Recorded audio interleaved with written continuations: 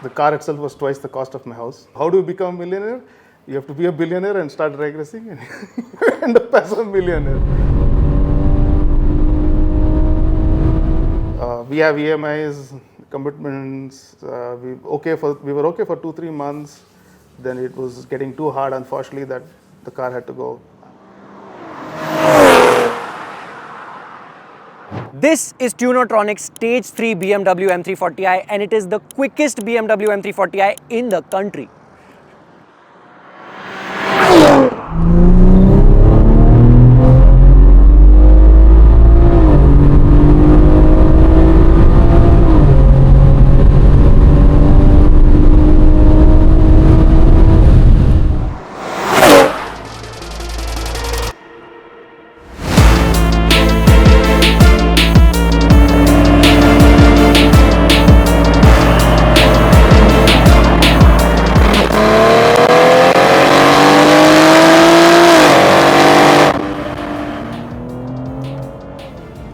This M340i has clocked a 9.97 quarter mile run, beating the Indian record by 0.001.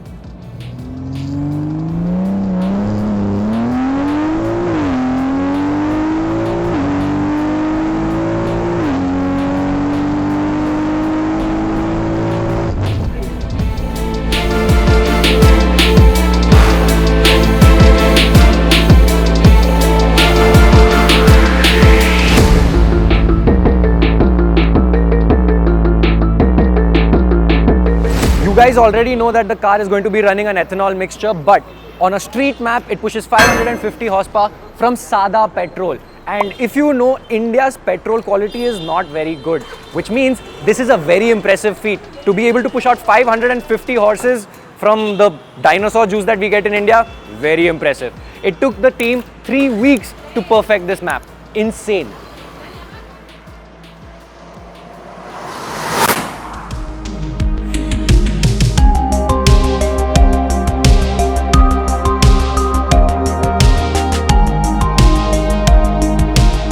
As you can see, I got a bit too curious as to what is under the hood, but I couldn't figure out anything. There's a lot that's been done to the car, so I'm going to call the owner and we are going to find out what all has been done under the hood. Let's go.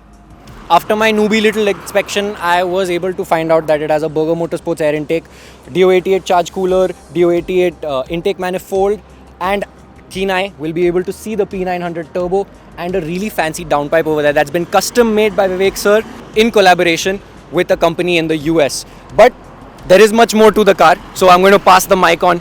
Yeah, so DO88 stuff you got right. There are 2 aux coolers in the car. Both are upgraded. I mean, the car comes only with one. We've retrofitted a second one with OEM BMW piping. There are upgraded fuel lines everywhere. The manifold also has a fuel rail and 6 port injectors. So there's a lot of plumbing involved that you can't really see. We've integrated them quite well. So there are each injector supplies to each of the cylinders, so there are 6 there. They are controlled by a controller of its own, which is tightly integrated with the ECU.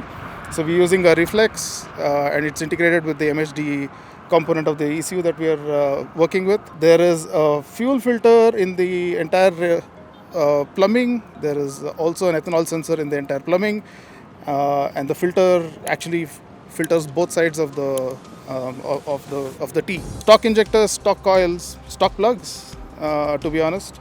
The controller is behind this tray here, so you can't really see it. All of the wiring, the controller needs inputs from various sensors.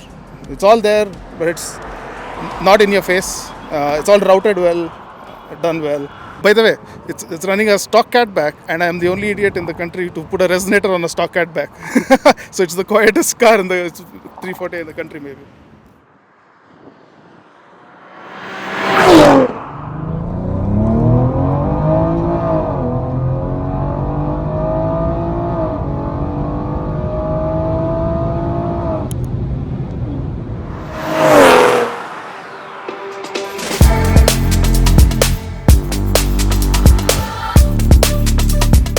Before we get behind the wheel of the fastest M340i in the country, I wanted to sit down for a quick chat with the owner, Mr. Vivek. Now, if you didn't know, Vivek previously owned a 1000 horsepower Audi RS6, a car that consistently ran 10-second passes. But switching to the M340i helped him break into the 9-second bracket. So let's talk to him and find out why he chose not to push the RS6 further and what made the M340i the weapon of choice. It was a large transition to an RS6. A lot of commitment financially, mentally, just to see what we can do in the bigger classes, right? Indian Open and Unrestricted, and go and try and win those two. But it was hard because the car was too expensive, and essentially the debate was, is it worth doing it?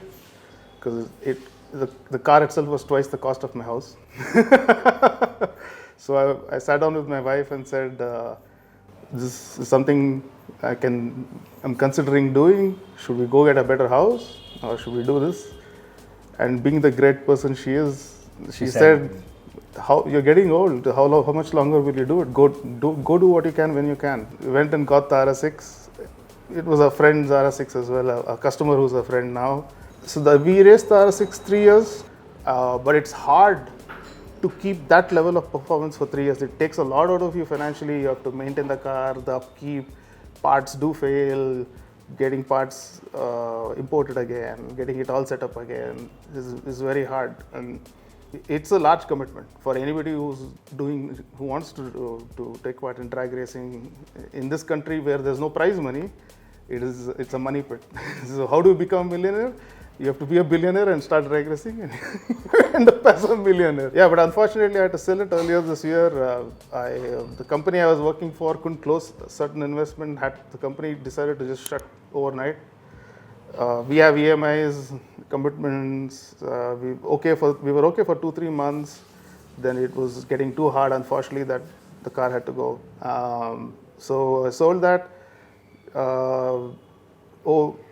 A few months after, I signed with a European company, so got back on track, and I finally got the 340i, and we built that in 3 months basically. From here, the natural step for anybody else would be to build the gearbox, obviously. Then if you then build the engine, you can make 1500 wheel horsepower with a built engine and a properly built gearbox. 1500 horsepower M340i's or M3s and M4s can also go to 8. They've gone 7s. Will I go there? No. I think I'm happy where the car is. One of our customers comes in and they want to build the gearbox. We can easily go early 9s. They want to build the engine, we'll go 8s. I wanted a good comeback from the RS6, and I was hoping for early 10s. The fact that it was so close to 9s just spurred us on to make some more tweaks and just go 9s. So it's nice to be there, but I'm good. I'm very happy with the car, and you'll drive it and you'll see why. Because anything more you try and I try and do may spoil the current feel that it has. I think we are probably the only team who's very good with everybody. We don't have any enemies. We have a great rapport with everybody. I think everybody respects what we do. We respect what everybody is doing. We didn't set out to try and beat any records. We set out to do the best we can within the limitations we have. One is financially, and second, we are still on the stock gearbox. So we have to be smart in how you build the torque and how you release the torque, where you want to really make the power and not hurt the gearbox in the region where it usually gets hurt. So we didn't set out to beat anybody. RS6 never set out to beat anybody. The whole goal was to do the best we can, keep it completely reliable and safe. And so you see the championships. We won the RS6. To come back to your point, we have no issues with anybody. We raced against Imran, Sean. We won. They are all still great friends. We still meet at the track. We still have fun. With the 340i, same thing. Rahul and I were both trying to help each other go 9s at the last event. It's mutual. For us, it's just go have fun first. But if you still you're able to crack a great time, then great. Lovely, insightful conversation. Thank you so much. You're most welcome. I'm going to drive your car now. Yes, let's go.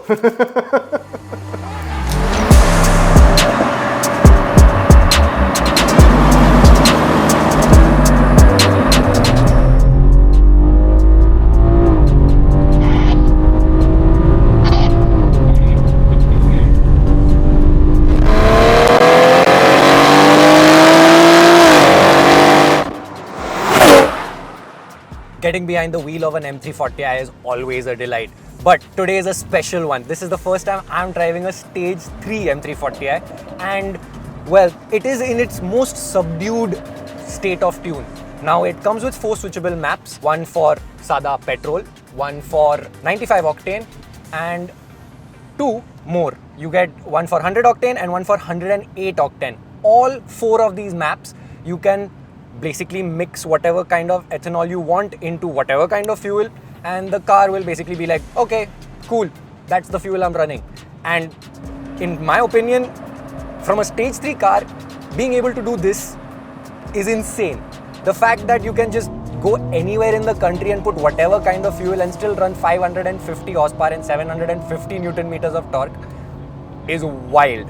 Now, yes, I am driving the most subdued format, which is the Sada petrol version, but it still is so good. That turbo has made the world of a difference. In fact, you can still feel that turbo spool. However, it has come down in the rev range. Now it's somewhere around 2.5, which pushes the car super linearly. And now that it's in its most subdued state of tune, it feels relaxed. It doesn't feel like it's pushing itself, nor does it feel like it's all over the place. So now, while the gearbox is not a built gearbox, it's still completely recalibrated, and it does a fantastic job at shifting. Yes, it's not as snappy as a completely built gearbox, but even when you're full throttle and you're growing through the gears at top speed, the gearbox is shifting smoothly. However, it could be snappier. Yes, for sure. Maybe in the future.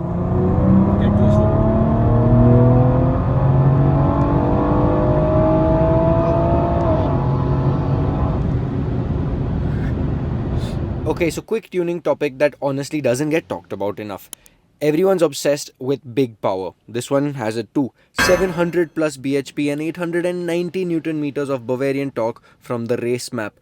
But the real flex is going fast safely, because horsepower is fun, but horsepower with proper safety nets is what keeps your engine alive. On this M340i, just like TOT did on the RS6, proper tuning safeties have been built in. The OEM Bosch ECU and the Motive Reflex work together through MHD+, flashed together as one file and logged as one system. And the Reflex is always watching, even when you're not logging. If something goes out of range, it puts the car into limp mode instantly.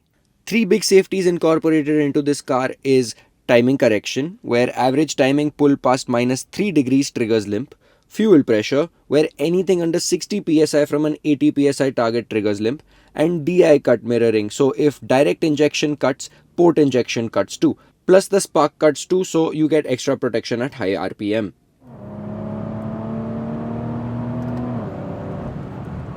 And the way this car picks up speed is alarmingly dangerous. But the best thing is the brakes. Since it's got M Performance brakes, you can essentially just drop anchor whenever you feel like. And even if you do it repeatedly, the slotted and drill rotors dissipate heat in a very efficient manner. However, I think a brake upgrade would be necessary if you're going to be tracking the car. Vivek did mention he's going to be doing a couple of autocrosses. So maybe in that sense, I think a brake upgrade could do sense. Don't aim for glory, aim to do your best job. That, in my opinion, is the motto of this car. And it does that perfectly. It just turns out that it's so well engineered that it just is the fastest car currently. It puts its power down phenomenally, and it has no drama whatsoever. And while other cars are making more power and having many more mods, they do not translate it to the ground. And this car does exactly that. And the numbers prove it.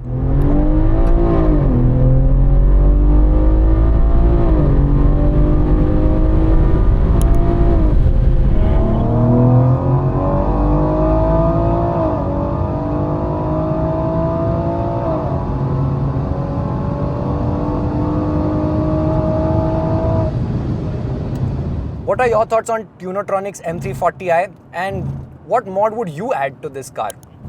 Let us know in the comments down below. I'm gonna go and have some fun.